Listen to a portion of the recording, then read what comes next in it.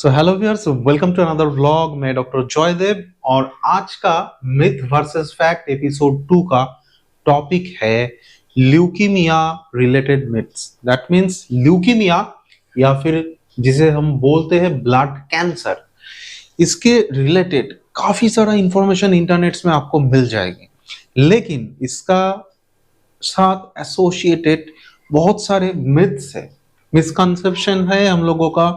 I think जिनमें कुछ partially true है, जिसमें कुछ ऐसा मिथ्स है जिसका कुछ वैलिड ग्राउंड नहीं है। तो आज के इस ब्लॉग में मैं वही सब मिथ्स जो है उसे ही डिबंक करने की कोशिश करूंगा इस ब्लॉग में। आप अगर इस बारे में जानने को इंटरेस्टेड है तो इस ब्लॉग को एंड तक देखते रहिए। Welcome to my channel. मैं डॉक्टर जॉयदेव और मेरे इस चैनल में ऐसा ही डिफरेंट हेल्थ रिलेटेड टॉपिक्स के ऊपर मैं डिस्कस करता हूं और मेनली मैं फोकस करता हूं मिथ वर्सेस फैक्ट जो टॉपिक है इसके ऊपर ही। मेनली जो अपकमिंग ब्लॉग्स है वो सब इसके ऊपर ही रहेगा। तो आज का टॉपिक है ब्लड कैंसर और ल्यूकीमिया रिलेटेड मिथ्स। सो पहले समझते हैं कि ल्यूकीमिया या ब्लड कैंसर कैसे डेवलप होता है। सो हम लोग जानते हैं कि हमारे बॉडी के अंदर जो बोन मैरो है, bone marrow are the tissue that resides within the long bones and the flat bones. That means body का जो एक्सियल स्केलेटन है, जैसे वर्टिब्रा है, हिप बोन्स है, फीमर है, ह्यूमरस है, ऐसा जो बोन्स है एडल्ट ह्यूमन में यूजुअली क्या है, उसके अंदर जो स्पॉन्जी टिश्यू है, उस स्पॉन्जी टिश्यू के अंदर रहता है ब्लड फॉर्मिंग एलिमेंट्स जिसे बोलते हैं हिमाटोपोएटिक एलिमेंट्स।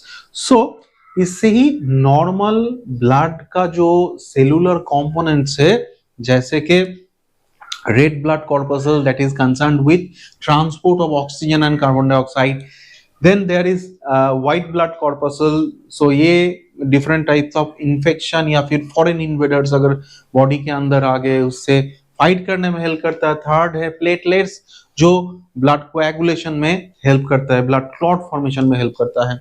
सो अगर ये सब जो ब्लड फॉर्मिंग एलिमेंट्स जो सेल्स है, इसका प्रोडक्शन अगर अनकंट्रोल्ड हो गया तो उससे क्या होता है, ये जो सेल्स जो है, जो प्रिमिटिव सेल्स है बोन मैरो के अंदर, जिससे यूजुअली ये मैच्योर सेल्स फॉर्म होते हैं जिसे बोलते हैं ब्लास्ट, ये अगर ब्लास्ट का प्रोलिफरेशन अनकंट्रोल्ड हो गया तो बोन मैरो के अंदर क्या होगा, पूरा ब्लास्ट भर जाएगा। उससे क्या होगा, उसमें जो बोन मैरो का जो नॉर्मल कंपोनेंट्स है वो रिप्लेस्ड हो जाएगा इस ब्लास्ट से।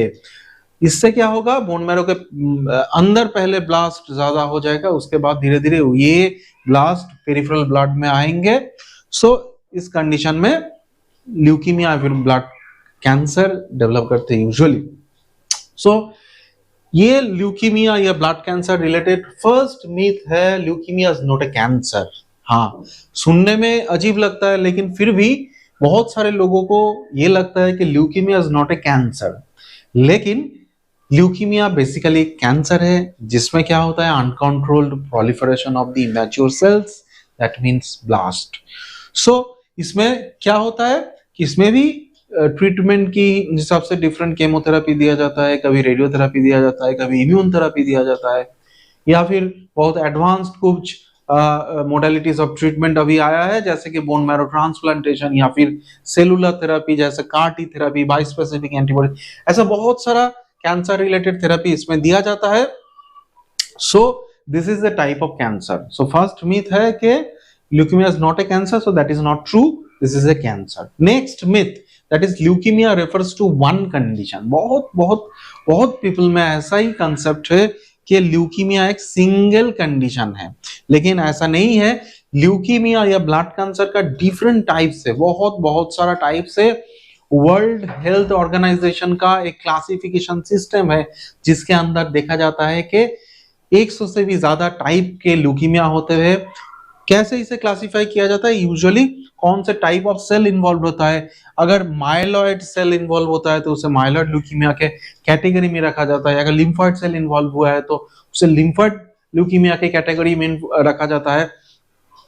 ये अगर ये जो इन्वॉल्वमेंट अगर टी सेल रिलेटेड हुआ तो वो एक सेपरेट कैटेगरी हो गया, अगर बी सेल रिलेटेड हुआ तो वो भी एक सेपरेट कैटेगरी हो गया, अगर प्राइमरीली लिम्फ नोड में इन्वॉल्वमेंट हुआ तो उसे लिम्फोमा बोला जाता है, या फिर प्लाज्मा सेल जैसा कुछ सेल्स है जिससे नॉर्मली एंटीबॉडी प्रोड्यूस्ड होता है, अगर वैसा सेल का अगर एब्नॉर्मलिटी देखा गया तो प्लाज्मा सेल नियोप्लाज्म बोला जाता है। ऐसा बहुत सारा कैटेगरीज है। सो ल्यूकीमिया कोई सिंगल एंटिटी नहीं है, इसमें बहुत सारा कंडीशंस है जिसे उसके टाइप ऑफ सेल्स इन्वॉल्व या फिर कैसा म्यूटेशन है, कैसा जेनेटिक एब्नॉर्मलिटी, क्रोमोसोमल एब्नॉर्मलिटी है, ये सब के ऊपर उसे क्लासिफाई किया जाता है। नेक्स्ट जो मिथ है, ल्यूकीमिया ओनली अफेक्ट्स चिल्ड्रन। बहुत सारे केसेस में ऐसा देखा जाता है, बहुत सारे बच्चों को ल्यूकीमिया होता है, लेकिन ऐसा एकदम ही नहीं है कि ये सिर्फ बच्चों को ही होता है, ऐसा नहीं, ये एडल्ट इंसान को भी होता है। बच्चों में जो कॉमन है वो है एक्यूट लिम्फोब्लास्टिक ल्यूकीमिया।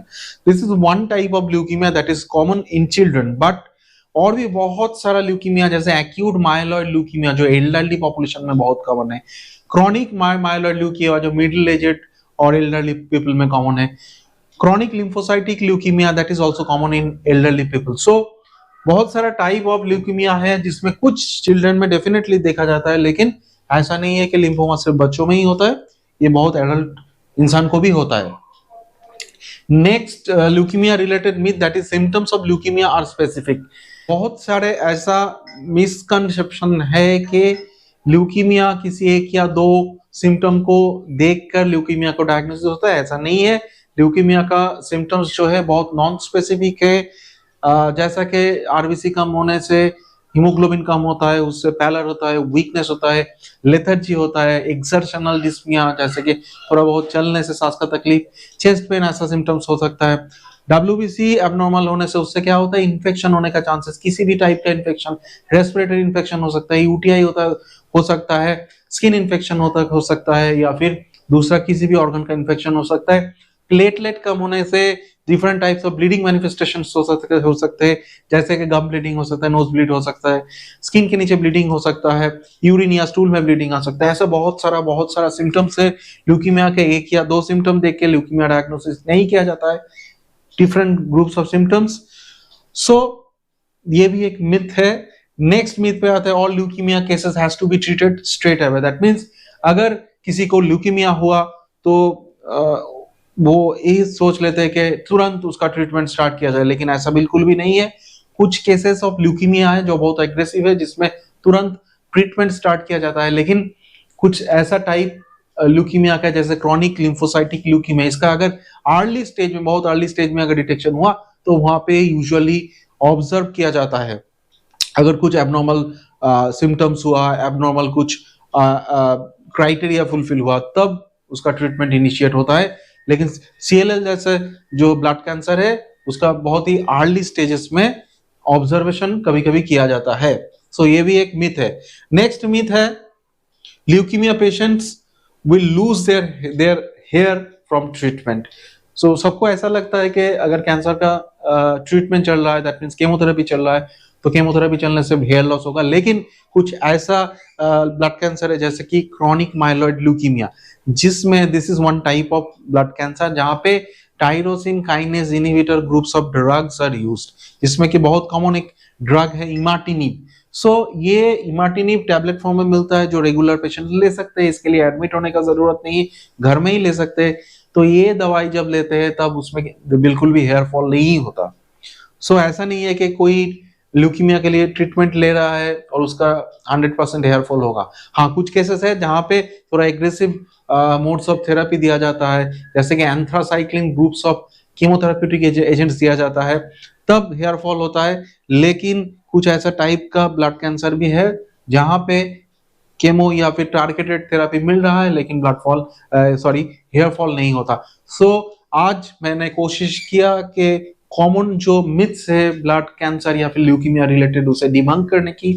वीडियो कैसा लगा एक कमेंट करके बताइए। अगर ये वीडियो आपको इन्फॉर्मेटिव लगा तो इसे एक लाइक देना मत भूलिए। चैनल में नए हैं तो चैनल को आप सब्सक्राइब करके ऑल नोटिफिकेशन ऑन कर सकते हैं ऐसा ही वीडियो इन फ्यूचर देखने के लिए। अगर आपको लगे ये वीडियो किसी को किसी के लिए हेल्पफुल हो सकता है तो उसके साथ ये वीडियो आप शेयर भी कर सकते हैं। मेरे फेसबुक पेज को आप फॉलो कर सकते हैं लेटेस्ट अपडेट लेने के लिए, और मेरा जो वेबसाइट है उसे आप फॉलो कर सकते हैं, देख सकते हैं। वहां पे बहुत सारे दोस्तों ने बोलते हैं कि ऑनलाइन कंसल्टेशन के लिए, अगर ऑनलाइन कंसल्टेशन की जरूरत है तो वहां पे आप जाके बुक भी कर सकते हैं। Till then, take care and stay fit, be healthy. Thank you.